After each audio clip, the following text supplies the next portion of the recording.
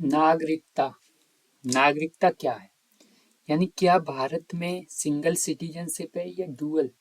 यानी single citizenship क्या होती है? क्या हमारी एकल नागरिकता है या दोहरी नागरिकता? तो यानी हमारे भारत में कैसी नागरिकता है?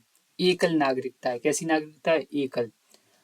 तो सबसे पहले हम पढ़ते हैं भारतीय संविधान के किस भाग में नागरिकता का उल्लेख है। यानी नागरिकता का उल्लेख किस भाग में है? दो भाग में। भाग दो में नागरिकता का प्रावधान भारतीय संविधान के किन अनुच्छेद में है? नागरिकता का प्रावधान यानी 5 से 11 तक, यानी 5 से 11 तक नागरिकता किस सूची का विषय है? यानी नागरिकता है वो किस सूची का विषय है? किस सब्जेक्ट है? कौन सा सब्जेक्ट है? तो यानी यूनियन सब्जेक्ट। ठीक है, यानी सेंट्रल, यानी सेंट्रल का यानी यूनियन संघ का, संघ सूची का विषय है, संघ सूची का विषय है। भारतीय संविधान में किस प्रकार की नागरिकता का उल्लेख है? यानी कैसी नागरिकता का उल्लेख है? एकल नागरिकता का उल्लेख है। कैसी नागरिकता का उल्लेख है? एकल नागरिकता का उल्लेख है। लोकसभा और राज्यसभा के लिए मतदान का अधिकार किसे प्राप्त है? यानी लोकसभा और राज्य विधान के लिए मत का अधिकार किसको प्राप्त है? केवल भारतीय नागरिकों को। केवल भारतीय नागरिकों को। यानी वोट हम डाल सकते हैं, मत कर सकते हैं। किसके लिए? लोकसभा के लिए, राज्यसभा के लिए। वो कौन वोट कर सकता है? केवल भारतीय नागरिक ही वोट कर सकते हैं। और संसद और राज्य विधानमंडल के सदस्य होने के लिए कौन अर्ह होते हैं? यानी एवल होते हैं। एवल यानी कौन एवल होते हैं? केवल भारतीय नागरिक एवल होते हैं, योग्य होते हैं। कौन योग्य होते हैं? केवल भारतीय नागरिक। संविधान के किस अनुच्छेद में अधिवास द्वारा, यानी अधिवास द्वारा नागरिकता का प्रावधान संबंध है? यानी संबंध अधिवास द्वारा। अधिवास क्या होता है? यानी जहां से अधिवास यानी जन्म, यानी ऐसा मान लीजिए अधिवास के द्वारा। अधिवास, इसको आगे डिटेल में हम पढ़ते हैं अधिवास क्या होता है। यानी 5 में बताया गया है। 5 में बताया गया है। 5 आर्टिकल 5 संविधान के किस अनुच्छेद के अंतर्गत प्रावधान किया गया है कि संविधान के प्रारंभ पर प्रत्येक, यानी संविधान के प्रारंभ पर प्रत्येक, संविधान के प्रारंभ पर प्रत्येक, संविधान के प्रारंभ पर क्या बताया गया है? संविधान की, यानी इसमें संविधान के किस अनुच्छेद के अंतर्गत प्रावधान किया गया है कि संविधान के प्रारंभ पर प्रत्येक व्यक्ति जो भारत के राज्य क्षेत्र में जन्मा था भारत का नागरिक होगा। भारत का नागरिक होगा। यानी राज्य क्षेत्र में जन्मा है वह भारत का नागरिक होगा। यानी अधिवास द्वारा नागरिकता, यानी जो भारत में ही जन्म हुआ है जिसका, यानी भारत के राज्य क्षेत्र में जिसका जन्म हुआ है वह किसमें बताया गया है? अनुच्छेद 5 के अंतर्गत बताया गया है। अधिवास का तात्पर्य क्या है? अधिवास एक मनुष्य और एक राज्य क्षेत्र के बीच का संबंध है। अधिवास क्या है? एक मनुष्य और एक राज्य क्षेत्र के बीच का संबंध है। जन्म यानी जन्म स्थान होता है अधिवास। यानी जहां से हम जन्म से ही जहां रह रहे हैं वो क्या? अधिवास है। अधिवास एक मनुष्य और राज्य के बीच का संबंध है। और अधिवास कितने प्रकार कैसे होता है? अधिवास 2 प्रकार से होता है। कैसा? उद्भव अधिवास और विकल्प, यानी विकल्प अधिवास। या तो विकल्प अधिवास या उद्भव अधिवास। ठीक है। उसके बाद भारत से पाकिस्तान में प्रव्रजन करने वाले व्यक्ति के नागरिकता के संबंध में प्रावधान किन अनुच्छेद में किया गया है? ठीक है, प्रोविजन के सहित किस अनुच्छेद में किया गया है? 7 में, यानी शातिर, यानी भारत से पाकिस्तान को प्रव्रजन, यानी भारत से वो लोग कहाँ चले गए? पाकिस्तान चले गए। पाकिस्तान चले गए, फिर क्या हुए? फिर पाकिस्तान से फिर भारत आना चाहते हैं। यानी भारत से पाकिस्तान को प्रव्रजन करने वाले व्यक्ति की नागरिकता के संबंध में प्रावधान किसमें? यानी सात क्या होता है? सातिर, यानी वो लोग सातिर में पहले तो गए कहाँ पे? हिंदुस्तान से पाकिस्तान, लेकिन पाकिस्तान अच्छा नहीं लगा, फिर लौटा मार रहे हैं। यानी वो क्या अनुच्छेद 7 में बताया गया है, किसमें, अनुच्छेद 7 में, भारतीय मूल के वे व्यक्ति जो रोजगार के लिए विदेश में रह रहे हैं, यानी भारतीय मूल के वो व्यक्ति जो रोजगार के लिए कहाँ रह रहे हैं, विदेश में रह रहे हैं, उनकी नागरिकता के में प्रावधान है, उनकी नागरिकता से संबंधित प्रावधान किसमें, अनुच्छेद 8 में है। कौन से अनुच्छेद में, अनुच्छेद 8 में है, यानी 8 में, PIO, यानी जिनका, यानी पर्सन ऑफ इंडियन ओरिजिन, यानी पीआईओ अनुच्छेद किसमें बताया गया है, 8 में बताया गया। पर्सन ऑफ इंडियन ओरिजिन, यानी जिनका ओरिजिन, यानी जन्म कहाँ पे हुआ है, भारत में, लेकिन रोजगार के लिए कहाँ गए, विदेश में गए हैं, उनका वर्णन किसमें, अनुच्छेद 8 में वर्णन है। अनुच्छेद 5, 6, 8 के अधीन आने वाला व्यक्ति किस कारण से भारत का नागरिक नहीं रहेगा, अनुच्छेद 5, 6 और 8। 6 में क्या बताया गया, 6 में वो व्यक्ति बताए गए जो पाकिस्तान से भारत में आए, यानी भारत विभाजन के समय जो लोग पाकिस्तान से भारत में आ गए वो भारत के नागरिक होंगे। लेकिन उनकी और जो जन्म स्थान, जिनका जन्म भारत के राज्य क्षेत्र में हुआ है, वो 5 में बताए गए।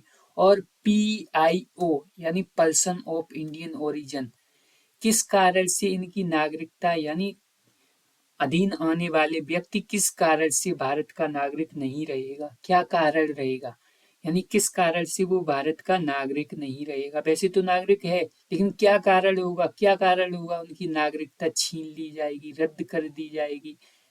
कब, यदि वह किसी विदेशी राज्य की नागरिकता स्वेच्छा से अर्जित कर लेता है, यानी या फिर वो अपनी विदेशी नागरिकता को स्वीकार कर लेता है, अर्जित कर लेता है स्वेच्छा से, वो चाहता है कि हम विदेश के नागरिक बने, तो उसकी नागरिकता क्या हो जाएगी, नागरिक भारत का नहीं रहेगा। क्योंकि यहाँ पे एकल नागरिकता का प्रावधान है, एक ही जगह आप नागरिक रह सकते हैं, चाहे भारत में रहो विदेश में रहो, हमें कोई परवाह नहीं, लेकिन एक जगह रहना है। नागरिकता के अर्जन हेतु शर्तों को नियम नियत नियत करने के लिए कौन सा सक्षम है, यानी नागरिकता के अर्जन, यानी नागरिकता का हमें क्या करना है, अर्जन करना है, यानी हम नागरिकता अर्जन करना चाहते हैं। शर्तों को निहित करने के लिए कौन सक्षम है, यानी कौन सी शर्तें होनी चाहिए, वो कौन इन शर्तों को बनाएगा, कौन बनाएगा, संसद बनाएगी। कौन बनाएगा, संसद बनाएगी, संसद बनाएगी। प्रवासी के रूप में रहने वाले व्यक्ति, विदेशी व्यक्ति के लिए भारत की नागरिकता प्राप्त करने हेतु, यानी प्रवासी भारतीय, प्रवासी के रूप में, ठीक है, रहने वाले विदेशी व्यक्ति के लिए भारत की नागरिकता प्राप्त करने के लिए, यानी प्रवासी है, यानी विदेशी का जो, विदेश का जो प्रवासी है, यानी ट्रेवलर है, यानी रहने आया है यहाँ पे, लेकिन अब चाहता है कि हम भारत की नागरिकता प्राप्त कर लें, तो कितने वर्षों तक उसको निवास करना पड़ेगा, यानी कितने वर्ष, 12 वर्ष रह के दिखाओ, पहले क्या करो, 12 वर्ष रह के दिखाओ, तब हम जाने आपको भारत की नागरिकता चाहिए। कितने वर्ष, 12 वर्ष रहना है, कितने वर्ष रहना है, 12 वर्ष रहना है। भारतीय नागरिकता जो साधारणतः भारत के बाहर निवास करता है, यानी भारत का कोई नागरिक है, वो साधारणतः कैसा रहता है, यानी भारत के बाहर ज्यादातर रहता है और उसके पास भारतीय पासपोर्ट है, उन्हें क्या कहा जाएगा, यानी उन्हें क्या कहा जाएगा, अप्रवासी भारतीय। कौन सा प्रवासी भारतीय, अप्रवासी, यानी अप्रवासी भारतीय कहा जाएगा उनको, भारत का पासपोर्ट भी है उनके पास। जो व्यक्ति देशीकरण द्वारा, यानी जो व्यक्ति देशीकरण द्वारा भारत की नागरिकता प्राप्त करते हैं, यानी देशीकरण के द्वारा क्या करते हैं, भारत की नागरिकता प्राप्त करते हैं, उन्हें किस अधिनियम के तहत नागरिकता से वंचित किया जा सकता है, यानी उन्हें देशीकरण से उन्हें क्या नागरिकता प्राप्त की, देशीकरण से क्या नागरिकता प्राप्त की, लेकिन उन्हें किस अधिनियम के तहत नागरिकता से वंचित किया जा सकता है, यानी अधिनियम 1955 की धारा 10 के द्वारा, धारा 10 के द्वारा क्या किया जा सकता है, देशीकरण से प्राप्त नागरिकता से भी, देशीकरण से उन्हें नागरिकता प्राप्त की है, और 1955 का जो अधिनियम है उसके तहत उसको नागरिकता से वंचित किया जा सकता है। अब नागरिकता अधिनियम 1955 के अंतर्गत, जो 1955 का अधिनियम था, उसके अंतर्गत पंजीकरण द्वारा नागरिकता प्राप्त करने के लिए भारतीय मूल के व्यक्ति को, यानी जो भारतीय मूल का पर्सन ऑफ इंडियन ओरिजिन है, को भारत में कितने वर्ष तक बिताने होंगे। यानी 1955 का जो नागरिकता अधिनियम है, उसके अंतर्गत जो पंजीकरण किया है, यानी नागरिकता के लिए, यानी जो पर्सन ऑफ इंडियन ओरिजिन, यानी जिसके माता पिता या कोई, यानी या कोई दादा दादी, मामा मामी, नाना नानी, कोई भी जो रहा हो, पहले रहता हो भारत में, यानी उसको क्या बोलेंगे, पर्सन ऑफ इंडियन ओरिजिन, भारतीय मूल के व्यक्ति कहा जाएगा उसको। उसको कितने वर्ष, 7 साल कम से कम बिताने पड़ेंगे, यानी भारत में कम से कम 7 वर्ष रहना पड़ेगा। इसके बाद ही हम कहेंगे कि आपको नागरिकता दी जाएगी। यानी नागरिकता लोकतंत्रात्मक राज्य व्यवस्था के मूल, ठीक है, परिहार्य सिद्धांत को कौन सा रूप प्रदान करती है। नागरिकता जो है लोकतंत्रात्मक व्यवस्था को कौन सा मूल सिद्धांत देती है, कौन सा देती है, कानूनी रूप देती है। कैसा रूप देती है, कानूनी रूप देती है। यानी कानूनी रूप है ये लोकतंत्रात्मक व्यवस्था का। कैसा रूप है, कानूनी रूप है। नागरिकता के संबंधित कौन सा अनुच्छेद भारतीय संविधान के लागू होने के समय तत्काल लागू हो गया था। यानी भारतीय संविधान जैसे ही बना, उसके बाद तत्काल हमने लागू कर दिए। कौन कौन से प्रावधान तत्काल लागू कर दिए, अनुच्छेद 5 क्या, ठीक है, यानी 5 हमने बताया था किससे, अधिवास द्वारा नागरिकता प्राप्त। अधिवास द्वारा यानी जो जन्मा हो। अधिवास क्या होता है, अधिवास का तात्पर्य हमने पढ़ा था, वो व्यक्ति जो भारत में ही जन्मा हो, उस व्यक्ति की भी नागरिकता। 6, 7 और 8, 6 कौन, जो पाकिस्तान से भारत में आए हों, और 7 साथिर लोग जो पहले तो भारत से पाकिस्तान चले गए, लेकिन फिर क्या हुआ, फिर कुछ दिन बाद पाकिस्तान से फिर भारत आना चाहते हैं, वो लोग साथिर लोग। उसके बाद 8 person of Indian origin, no मतलब नो, यानी आपकी नागरिकता रद्द नहीं की जाएगी किसी भी तरह, संसद उसको रद्द नहीं कर सकती है बिना किसी ठोस कारण के। तो नो वो हो गया। उसके बाद नागरिकता की समाप्ति कब होगी, नागरिकता का परित्याग, यानी यदि आप क्या कर देते, नागरिकता का खुद परित्याग कर देते, आप चाहते हैं कि आप हिंदुस्तान के, आप इंडिया के नागरिक नहीं रहना चाहते, आप विदेश के नागरिक, किसी भी राज्य या किसी भी क्षेत्र के नागरिक रहना चाहते हैं, तो आप स्वतः ही त्याग रहे हैं अपनी नागरिकता। तो पूर्ण आय व क्षमता का कोई भी भारतीय नागरिक निर्धारित प्रारूप के तहत नागरिकता के त्याग की घोषणा कर सकता है। वो क्या कर सकता है, त्याग सकता है अपनी नागरिकता। ऐसे व्यक्ति की घोषणा को केंद्र सरकार किसी युद्ध में, ठीक है, व्यस्त होने पर रोक सकती है। लेकिन यदि ऐसी घोषणा को कब रोक सकती है, यानी किसी युद्ध में क्या हो, व्यस्त हो, केंद्र सरकार कोई युद्ध लड़ रही हो, आप चाहते हैं कि आप अपनी नागरिकता परित्याग कर रहे हैं, तो इस समय रोका जा सकता है आपकी नागरिकता की इसको, ठीक है। तो व्यस्त हो तो क्या हो सकता है, परित्याग, नागरिकता की परित्याग करने से आपको रोका जा सकता है, ऐसा इसमें प्रावधान किया गया है। ऐसे व्यक्ति की घोषणा को केंद्र सरकार किसी युद्ध में व्यस्त होने पर रोक सकती है। और कब रोक सकती है, यानी आप परित्याग, आप अपनी नागरिकता त्याग करना चाहते हैं, लेकिन किस किस कंडीशन, कौन कौन सी कंडीशन है जब आपकी नागरिकता को रोक दिया जाएगा। यानी युद्ध जब लड़ रही है केंद्र सरकार, किसी से युद्ध कर रही है, आप नागरिकता त्याग करना चाहते हैं, उस समय है। क्यों ऐसा क्यों किया गया, कारण ये है कि यानी हर इंडियन को बुलाया जा सकता है युद्ध के लिए, ऐसा माना गया है आवश्यकता पड़ने पर। लेकिन आप क्या करें, कहीं ना कहीं आप डर के अपनी नागरिकता छोड़ रहे हैं कि हमको भी नहीं बुलाया जाए। यानी जब तक ठीक थे हम, तब तक तो आपने हमारे देश में रहे और सब कुछ, लेकिन जब हमें अकेले छोड़कर आप जाना चाहते हो, यानी जब हम मुसीबत में, तो ऐसा नहीं। इसलिए नागरिकता को रोक दिया जा सकता है। और कब रोक दिया जा सकता है? ऐसे ऐसे व्यक्ति का, ठीक है, ऐसे व्यक्ति का प्रत्येक नाबालिग, यानी ऐसे व्यक्ति का प्रत्येक नाबालिग बच्चा भारतीय नागरिक नहीं होगा। लेकिन बच्चा 18 साल की, ठीक है, उम्र प्राप्त करने पर, ठीक है, प्रार्थना पत्र देकर भारतीय नागरिकता, ठीक है, ग्रहण कर सकता है। यानी भारतीय नागरिकता क्या कर सकता है? ग्रहण कर सकता है।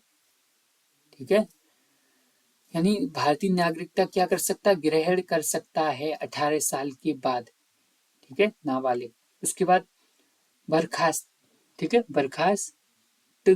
बर्खास्तगी कैसे होता है? किसी भारतीय नागरिक द्वारा स्वेच्छा से या अन्य देश की, ठीक है, नागरिकता ग्रहण करने पर उसकी भारतीय नागरिकता स्वतः ही समाप्त हो जाएगी। आपने दूसरे देश की नागरिकता नहीं पूछा, नहीं बताया, नागरिकता ले ली, आओ देखा न ताओ, और जाके क्या किया? नागरिकता ले ली दूसरे देश की, तो आपकी नागरिकता भारत की क्या हो जाएगी? समाप्त हो जाएगी। यह व्यवस्था तब लागू नहीं होगी, कब लागू नहीं होगी?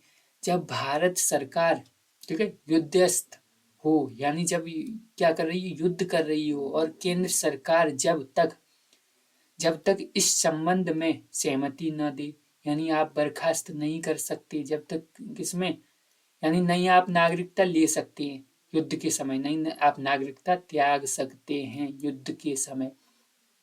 वंचित किया जाएगा आपको। वंचित कब कब, किन कारणों से आपको भारत की नागरिकता से वंचित किया जाएगा? वह भारतीय नागरिक जो देशीकरण या पंजीकरण द्वारा भारत का नागरिक बनाए, वह केंद्र सरकार के आदेश से नागरिकता से वंचित किया जा सकता है। कब किया जा सकता है? भारत सरकार निम्न आधारों पर किसी व्यक्ति को, ठीक है, नागरिकता समाप्त कर सकती है। कब कब नागरिकता समाप्त कर सकती है? आपने देशीकरण से नागरिकता तो ले ली, लेकिन आपकी नागरिकता को समाप्त किया जा सकता है। किन किन कारणों से? देशीकरण वाले को, यानी जो नहीं भारत का नहीं क्या था नागरिकता, फिर भी आके भारत में रह रहा है। देशीकरण से आपने 12 साल बिताए भारत में, लेकिन किन कारणों से उनकी नागरिकता को समाप्त किया जा सकता है? नागरिकता प्राप्ति हेतु किसी व्यक्ति द्वारा छल या झूठ का प्रयोग कर वास्तविक तथ्य को छिपाया गया, यानी आपको जो वास्तविक पहचान को छिपाया गया, जो सत्य बताना चाहिए वो सत्य नहीं बताया, यानी सत्य का क्या किया? लोप किया आपने, सत्य को नहीं बताया तो।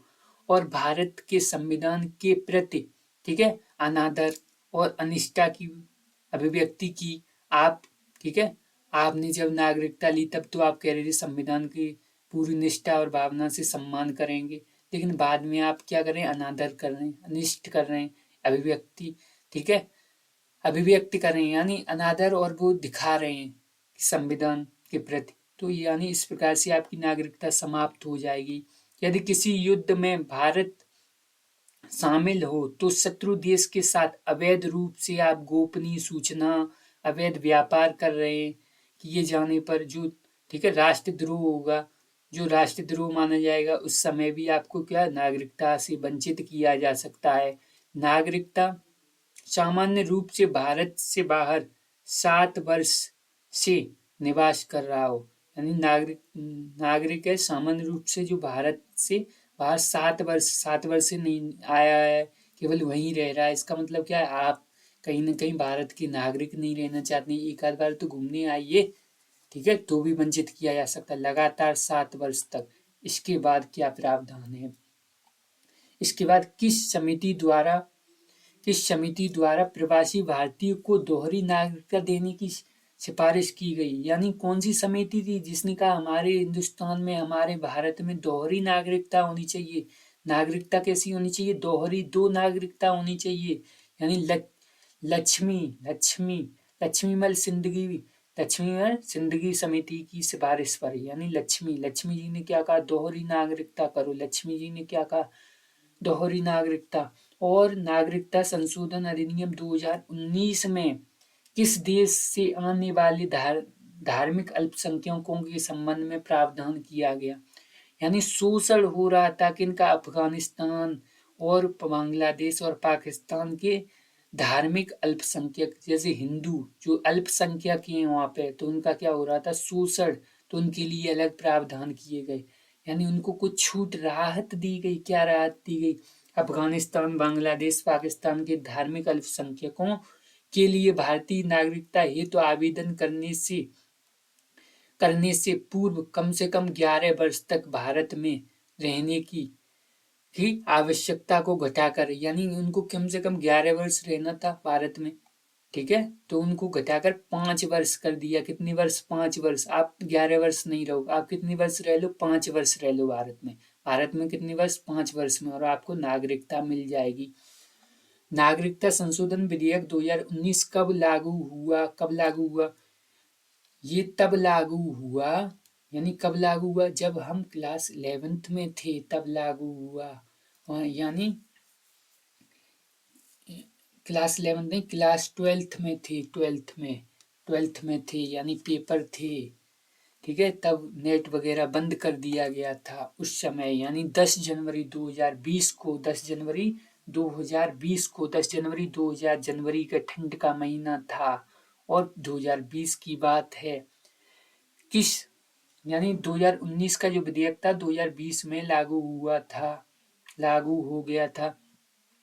किसी व्यक्ति द्वारा विदेशी राज्य की नागरिकता स्वेच्छा से अर्जित करने पर, ठीक है, यानी उसकी भारतीय नागरिकता किस अनुच्छेद के तहत समाप्त हो जाएगी, यानी किस अनुच्छेद के तहत समाप्त हो जाएगी, नो। यानी नो कैसे बोलेंगे, नो आपने कहा कि, यानी दूसरे देश की आपने क्या ले ली, नागरिकता ले ली, तो नो, ठीक है, तो ऐसे कहेंगे, तो ऐसे याद करेंगे। किस अधिनियम के तहत नागरिकता के अर्जन व समापन के बारे में प्रावधान किया गया है, यानी नागरिकता कब आपकी समाप्त हो जाएगी, ठीक है, कब आप कैसे आप अर्जित कर सकते हैं ये नागरिकता, 1955 के अधिनियम में बताया गया। नागरिकता अधिनियम 1955 के तहत कितने प्रकार की नागरिकता का अर्जन है, यानी 5 प्रकार से आप नागरिकता अर्जित कर सकते हैं। आपको नागरिकता लेनी है भारत में तो 5 तरीके से, या तो जन्म से प्राप्त नागरिकता, जैसे हम लोगों के पास कैसे जन्म से नागरिकता है, वंश के आधार पर, यानी आपका कोई वंश यहाँ पे रहता हो तो आप नागरिकता प्राप्त कर सकते हैं। पंजीकरण द्वारा, आप पंजीकरण के द्वारा कर सकते हैं। देशीकरण द्वारा, यानी देशीकरण के द्वारा भी किया जा सकता है, ठीक है, यानी जो भारत का नागरिक नहीं हो फिर भी वो नागरिकता ले सकता है। पंजीकरण द्वारा कोई बालक वगैरह है, ठीक है, जिसके माता पिता या कोई रहता हो भारत में तो वो पंजीकरण द्वारा, या क्षेत्र समावृष्टि द्वारा, यानी कोई क्षेत्र है जो भारत में शामिल हो गया है तो उसकी स्वतः ही भारत के नागरिक माने जाएंगे। भारतीय संविधान के किस अनुच्छेद में प्रावधान किया गया है कि संसद को नागरिकता के अर्जन और समापन के संबंध में विधि निर्मात्री की शक्ति प्रदान की गई है, 11, यानी 11 अनुच्छेद 11 में क्या है प्रावधान, इस संसद क्या कर सकता है, विधि बना सकता है, विधि समाप्त कर सकता है, यानी किसके संबंध में, यानी संसद को अधिकार है नागरिकता अर्जन के संबंध में। 11 यानी किस अनुच्छेद के तहत संसद विधि पारित करके किसी व्यक्ति को उसकी नागरिकता से वंचित कर सकती है, किसी व्यक्ति की नागरिकता को छीना जा सकता है विधि बनाकर। अनुच्छेद 11, कौन सा अनुच्छेद, 11 किससे है, इसी से विधि बना सकती है। कौन पार्लियामेंट, संसद बना सकती है। नागरिकता अधिनियम 1955 के द्वारा किसी व्यक्ति को कितने प्रकार से नागरिकता से वंचित किया जा सकता है, यानी वंचित कैसे कर सकते हैं, 3 तरीके हैं वंचित करने के, ठीक है, 3 तरीके से। दोहरी नागरिकता का प्रावधान सबसे पहले हमने ये ही बताया था, यूएसए में दोहरी नागरिकता किस प्रकार, ठीक है, दोहरी नागरिकता किस प्रकार प्रदान की जा सकती है, प्रवासी भारतीय के आवेदन पर दोहरी नागरिकता, ठीक है, किस प्रकार प्रदान की जाती है दोहरी नागरिकता, यानी प्रवासी भारतीय के आवेदन पर दोहरी नागरिकता, यानी प्रवासी भारतीय को दोहरी नागरिकता देने की सिफारिश को सरकार ने अपनी, ठीक है, सैद्धांतिक सहमति कब प्रदान की, यानी दोहरी नागरिकता प्रवासी जो भारतीय उसको दोहरी नागरिकता एक प्रकार से उसको मान सकते हैं। 2003 का सिद्धांत है। इसको कुछ समय के लिए जैसे कच्चा कच्चा नकली, ठीक है, जैसे खेलते हैं तो कच्चा चावल बोल देते हैं उसमें, यानी वो पक्का नहीं होता। ऐसे ही भारतीय प्रवासी होते हैं, प्रवासी भारतीय, उनको थोड़े से समय के लिए इंडियन माना जाता है, लेकिन वो पक्के इंडियन नहीं। लेकिन वो जब रहते हैं 12 वर्ष उसके बाद माना जाता है दोहरी नागरिकता। उसके 2003 में सहमति दी। प्रवासी भारतीयों को सीमित रूप से दिया जाने वाली, यानी सीमित रूप से दी जाने वाली दोहरी नागरिकता को क्या कहा जाता है? क्या कहा जाता है दोहरी? ठीक है, ओवरसील, ओवरसील, ठीक है, सिटी सिटीजनशिप ऑफ इंडिया, ठीक है, ओवरसील, ओवरसील्ड यानी क्या किया जाता है? ओवरसील, ओवरसीज, ओवरसीज, ठीक है, citizenship of India, overseas citizenship of India कहा जाता है। ठीक है, इसके बाद नागरिकता प्राप्त करने, ठीक है, व खोने के विषय में, ठीक है, विस्तार से चर्चा किस कानून में है? ठीक है, यानी कौन से कानून में बताया गया है? यानी नागरिकता प्राप्ति या उसने, ठीक है, उससे खोने के विषय में कौन सा वो अधिनियम बताता है? तो अधिनियम 1955 बताता है किसी, ठीक है, भारत का जन्मदाता यानी नागरिक समझौता समझा जाएगा। यानी किसी भारत का, ठीक है, जन्मदाता यानी जन्मदाता किसे समझा जाएगा? यानी जो 26 जनवरी 1950 या उसके पश्चात भारत में जन्मा हो। 26 जनवरी 1950 या उसके पश्चात भारत में जन्मा हो, ठीक है, तो उसको क्या समझा जाएगा? भारत का नागरिक समझा जाएगा। ठीक है, इसके बाद अगली वीडियो में हम यहाँ से पढ़ते हैं। धन्यवाद।